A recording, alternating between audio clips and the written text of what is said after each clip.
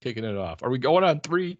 Today is June 14th. We're recording on a Sunday because it's been a busy week.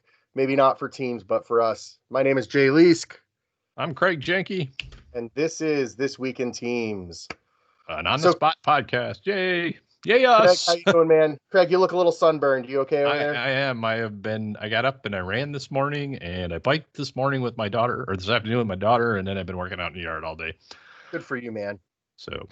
yeah, I spent a lot of time outside in the sun trying to get that treehouse built. I still need to build a slide, half a set of stairs, the monkey bars, and a little bit of railing so the 2-year-old doesn't fall 5.5 feet. Yeah, that would be good. So on this week in treehouse building, that'll be our next podcast. This little house in the tree. All right, well, let's get into teams. So it's an older stat, but it appeared in a Microsoft blog in the last week. So I thought it was worth sharing.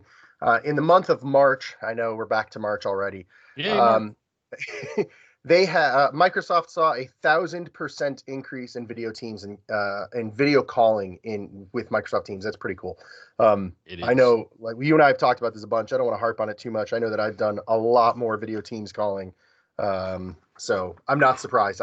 I would be curious to see what those numbers look like in May and June also. Yeah, they're going to be huge. I know I've been working with a lot of customers who, were thinking of going to Teams, but the whole COVID thing put them in Teams. So pretty much every week for the last 12 weeks, I've been giving workshops on compliance and the security and compliance center as it relates to Teams. So a lot of big companies, a lot of companies that want to make sure that they have a handle on what they're doing. So that's always good. Yeah, absolutely. Having a lot more conversations with the Department of Defense customers also on understanding Teams. I've talked about the CVR, the environment stood up for the Department of Defense and the commercial network. And actually it came up this week. It was really interesting. We had a customer ask us if we could hide new groups from the global address list. So what that means, when you create a team, you create a group in the back end. We've talked about that before. Yep. The group is the exchange object. So what happened when they first created Teams was that exchange object would show up in your global address list. So if you go to look for, Craig Jenke in your employee list, you would show up. That's from the global address list. So if you go to look for a group or a team, the original behavior was that would also show up. Yeah. And like 2 years ago, I want to say, they actually changed that. Maybe it was a year ago. They changed the behavior in the commercial networks. And this was a DoD customer asking. So we started doing some research, and it turns out that didn't get past the low-level government network. So the GCC High and the DoD did not get that update. I thought that was really interesting. So they still have that default behavior. Yeah, I did not know that. So that's good news to know. I mean, not good news, but it's nice to know. Information. Yeah. So you learn something new every day. Yeah, and the answer, by the way, was yes. We could actually help him with that. I thought I was really interesting that we were back to that conversation. I'm like, we haven't had this conversation in a long time. The other thing that came up that was really interesting, and then I'm going to let you go for a little while. Right. Just I like to hog conversation and hear my voice. Yeah, I'm fine with that. Craig Jenke here to look sunburnt. So you've seen us have background effects for a little while, custom backgrounds. Microsoft has the main ones, and then we've talked about on this show in the past how to upload your own using that hack in the background. But they actually added, and I didn't even see it, the add new button has appeared. Yes, so now upload it naturally. Yeah, which is cool, but unlike like any other feature, I think it's always great. People have been asking for background. I want the ability to have my own. I want the ability to change it. How do I do it? Bang! Here's this feature. Add new right here on top of all the other icons or on top of all the other pictures that you would normally see when you go to do that setting. Yep. And what was the first comment I saw on it, Jay? Can you guess? How do I turn this off? Oh, geez. I saw that. Yes. Yeah. How do I turn it off? And it seems like anything that comes out for a user nowadays, it's got to be, well, how do I control that? Is there a group policy? Can I turn it off? And I get it because, there are, and actually there are settings coming along the way. I believe it's on the roadmap, but we're gonna do a setting so that you can't have any background. You can only have blurred background, and you can't upload your own background, so you can only use That's cool. Microsoft. So those are on the way, but first we thought it would be nice to get it out so that people could use it, because that's what users want. But there are scenarios, education, where we don't want people uploading their own. There's, you've talked about it in the past, maybe with just me. I think we've talked about it on here, like government facilities, engineering facilities, where they don't want to take a chance that something's in the background. So actually they want it always on, which is at least a blurred background always on, right? So Right. stuff like that. Yeah, I just thought it was amazing that was the first comment that I seen, and I'm like, it's just such a thing now. IT just loves to kill everything with, oh, well, how do I turn it off? I don't want my users using that. Yeah, and it's interesting that where I saw that conversation, or a conversation about it in a Facebook thread in a Microsoft Teams group, and the first response was, "We're all adults. We don't need to be able to control this. Why is that always?" And it's like, well, first of all, no, we're not. Teams for Education is huge. My wife Yes. uses it with her high school students, so making sure that high school students aren't uploading pictures of penises in the background, kind of a big Oh, deal. you said the P word. I apologize. It's Next my time I'll talk about roosters.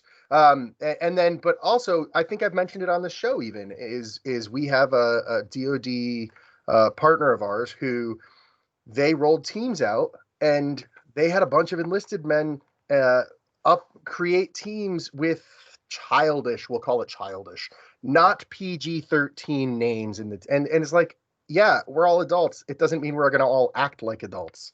Yeah, no, So I've had that conversation with more than one organization, how somebody just names them inappropriate stuff. You would think that they wouldn't. But speaking of, oh, I can't remember. I was watching, I can't remember what I was watching today on CBS on their morning show. They were talking about somebody, but they were actually using Teams with the video chat, and I thought that was cool. So that they is didn't cool. call it out, but I was like, hey, I know that.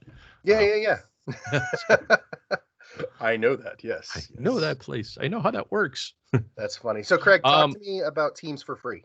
Teams for Free is rolling out, or has rolled out. So basically, it's the free version of Teams to compete with like the free version of Zoom and all that. So we want to get everybody doing collaboration. We can do it. I think up to organizations up to 500,000 can That's use insane. Teams, which is insane because those are huge organizations. It's a limited version of free. I mean, you don't get all the storage and all that kind of stuff, and you don't really get all the good stuff that goes along with Teams. But there are some pretty cool things. So, and unlike Zoom, where you get cut off after 45 minutes, we don't limit the meetings on that. But it will allow, for you to schedule some meetings in advance. One of the other things that was coming to that was the added background. So that's where the added new, I think that's where you saw it, right? Yep. Live captioning is a huge thing. Um, so that will be included in that. And then we'll post a link to all the, I had it here in front of me, but I can't see it right now.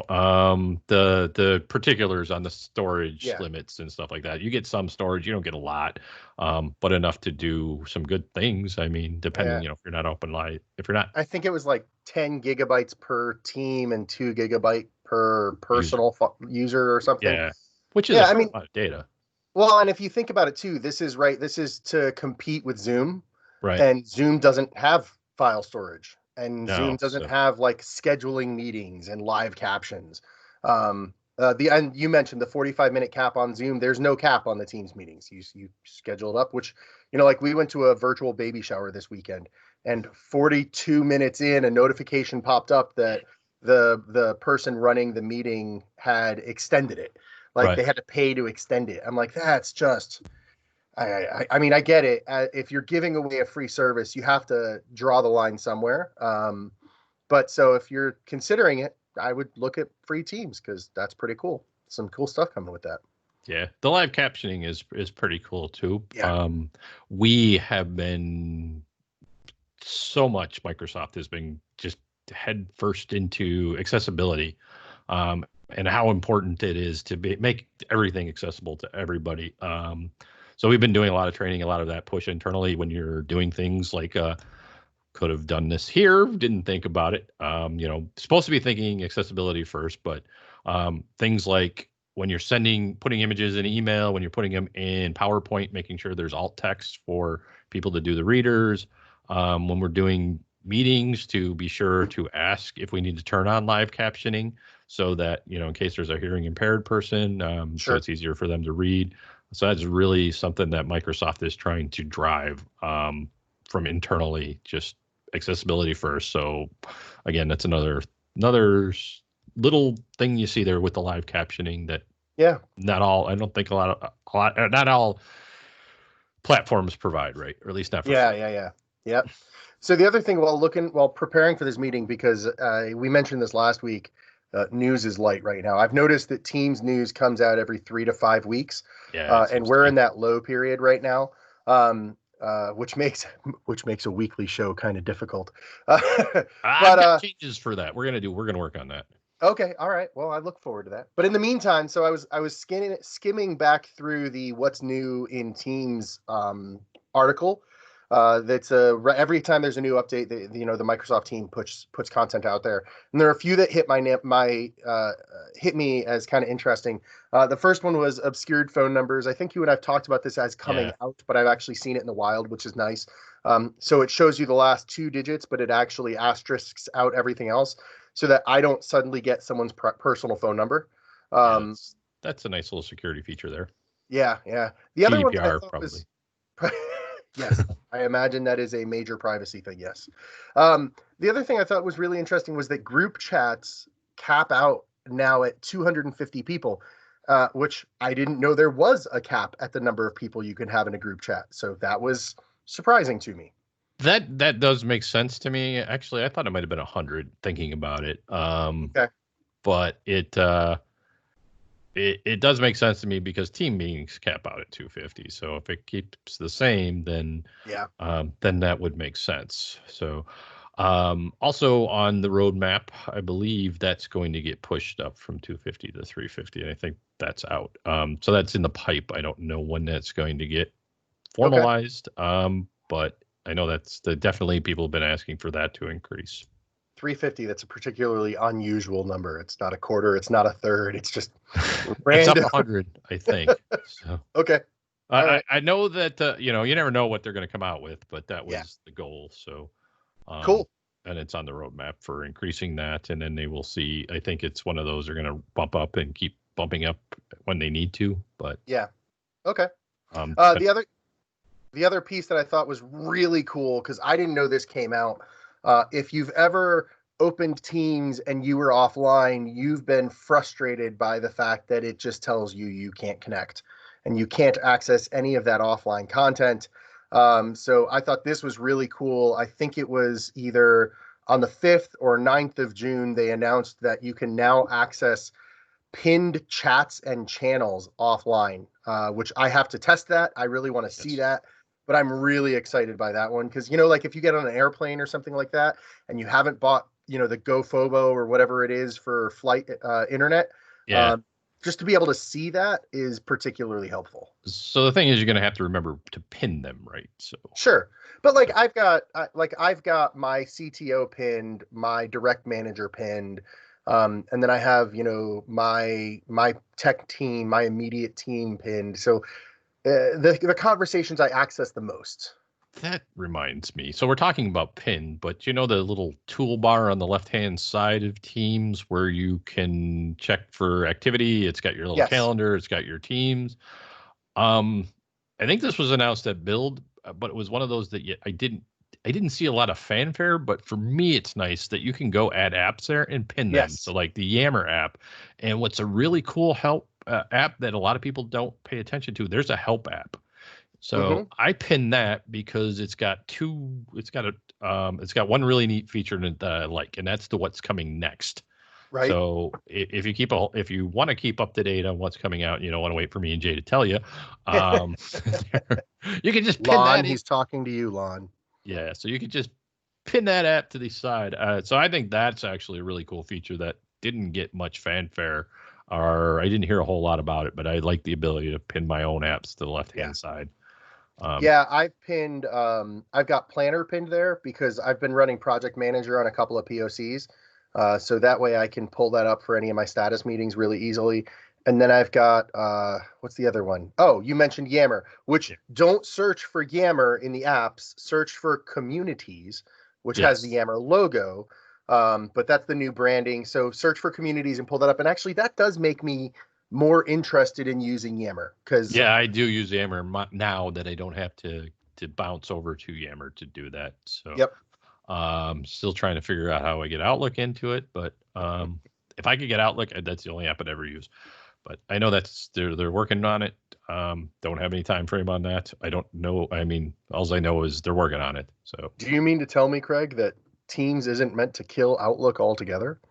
I'm kidding. no, I think I've been it's hearing that. I've been working in enterprise social networking for almost a decade now, and I've been every time a new tech comes out. I remember when Yammer was going to kill email and Socialcast was going to kill email. So it just makes that conversation always makes me laugh. I don't care if it kills. I don't think it'll kill email, but I would like to have my one. Just have that right in there too. Although I think that might be a little overkill because I get a lot of emails. So there's got to be some good features on that. Um, Fair yeah, I'm enough. thinking I don't need it there. Sorry, that was I went down a rabbit hole because I get the notifications anyways, and then I could just click over. Nice. Okay. All right. What's next? Oh, I know what we also talked about. So I saw this was announced. I actually saw it on Twitter because it's weird. That's where I get all my Microsoft news. It was actually one I think Lori Potmeyer put out there. Maybe Okay. not. She's the person that runs Teams, or one of the main people that runs Teams. Sure. And I probably butchered her name, so apologize for that if I did. Move along. I will. Sorry. But when I don't know if you noticed this, but when you get added to a team or you create a team and you add people to it, it shows up in the general timeline. So add team. So a lot of people thought that was a little, annoying, but what they thought was even more annoying was when somebody left the team, you got a message that so and so had left the team, right? And if Sure. they Sure. weren't doing it by their own volition, then that was kind of a bad sign to the organization, and they're like, hey, what happened to Bob? Oh, Yeah. Bob doesn't work here anymore, right? So, and We sometimes, don't talk about Bob anymore. so sometimes that was before anybody knew that Bob was gone, and that was bad. So, we got a That's lot fair. of feedback on that. So that was one that was, so just to clean up the clutter on that, was they worked a little bit to pull that out of off the timeline. So I thought that Yeah. was pretty good. For anyone curious what the general timeline is, because the first time you said it, I was like, wait, what? So Uh, sharing my screen here, you can see this is a team that I belong in. You can see a couple of posts, and then as I scroll up, this is the general channel. You can see all of the people that have left or joined this team. And yeah, it's a bit obnoxious as you're trying to see conversations, and all of a sudden someone added 100 people to your team, and you can't get to the conversation. So no, that's a really, I'm glad they're going to clean that up. So anyway, the other thing that I saw that was really cool was the Teams meeting capture app. So this took me, I had to read about it. We'll definitely post a link to this one. Microsoft, Jeremy Thake announced this. I guess they announced it at Ignite, but it's in the wild, maybe. right. So they announced this app called the Microsoft Teams Meeting Capture. And for like boards or committees where you have a more formal process to meetings, it's pretty cool. It adds a tab in your channel, which allows you to see all of the meetings associated with that team. It allows you to add people to the team. It allows you to include agenda items, not just type out, here's my bulleted agenda, but actual items for the agenda. And then it has a place for capturing your meeting notes, and it ties action items into Planner Correct. and the tasks app that will be coming out here shortly. So I think it's actually really cool if you have a formal meeting process to be able to tie all of the power of Teams into that process would. It's really cool. Definitely check it out. The video that Jeremy puts out there, I think it's about 8 minutes long, tells a really good story. Yeah, I could see that being very popular, very powerful, especially like for for like big project meetings. I could see it also for like board meetings and things like that. I've had some requests around that. How do we do special things for like when we're doing a board meeting to make sure all the notes and things get kept like that? So sounds like it's pretty good. I think what this does, similar to when we talked about lists a few weeks ago, this really is starting to showcase Microsoft's the Office 365 or the M365 platform's capabilities across the whole, between the workflows in Power Automate and the lists and the back end of SharePoint and the Exchange calendars, the Teams meetings, just like bringing all of that together. We're going to see more and more apps like this. I think it's really powerful and really cool.